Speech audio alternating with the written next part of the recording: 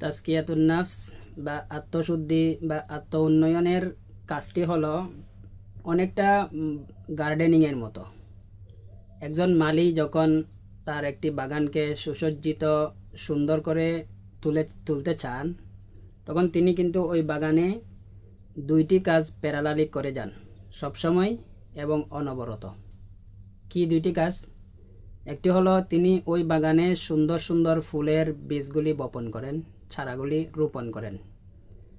সাথে সাথে আরেকটি কাজ তিনি অনবরত প্রতিদিন করে যান, সেটি হচ্ছে ওই বাগানের জমিনে যত আগাছা উঠবে, যেগুলি অপ্রয়োজনীয় উদ্ভিদ রয়েছে, সেগুলি মূলোৎপাটন করা, সেগুলি পরিষ্কার করা।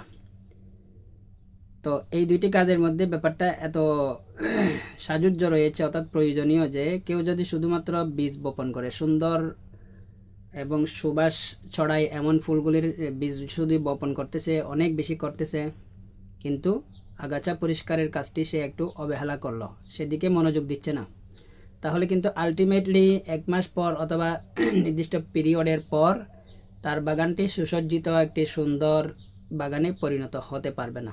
সেখানে আগাছায় ভরে যাবে, তার সৌন্দর্যগুলি অনেক সময় আগাছার দ্বারা ঢেকে যাবে, অনেক সময় সৌন্দর্যগুলি বিকশিত হওয়ার চান্সই পাবে না, কারণ আগাছা যখন উঠবে তখন কিন্তু অনেক অধিক হারে ওঠে, তার মধ্যে কোনো সীমা থাকে না, তখন সুন্দরগুলি জায়গায় পাবে না সুন্দর বিকশিত হওয়ার জন্য, প্রস্ফুটিত হওয়ার জন্য।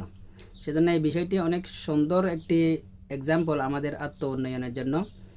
আত্ম উন্নয়নও যদি কেউ করতে চান, তাহলে তার মধ্যে থাকা ভালো সম্ভাবনাটির নার্চার করতে হবে, খারাপ যে সম্ভাবনাটি রয়েছে সেটিকে দূর করতে হবে। অর্থাৎ ভালো কাজ যেমন করতে হবে, ভালো কাজ করে তার ভালোটির চর্চা করবে, কিন্তু খারাপটির প্রতি মনোযোগ দিতে হবে, সেটি মাথা ছাড়া দিয়ে উঠতেছে কিনা।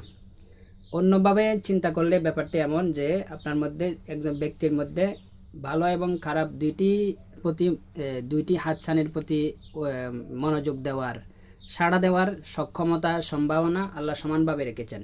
আলহামাহা ফুজুরহা ওয়া তাকওয়াহা, আল্লাহ এই আয়াতের মধ্যে একথাটা বলছেন। তো এখন আমাদের করণীয় কি?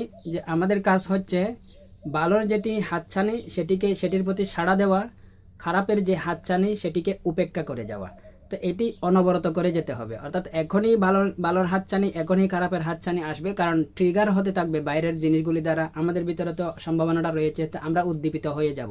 সেজন্য সতর্ক থাকতে হবে যে ভালোর প্রতি মনোযোগ, খারাপকে উপেক্ষা। এটি হচ্ছে তাজকিয়াতুন নাফসের মূল কথা।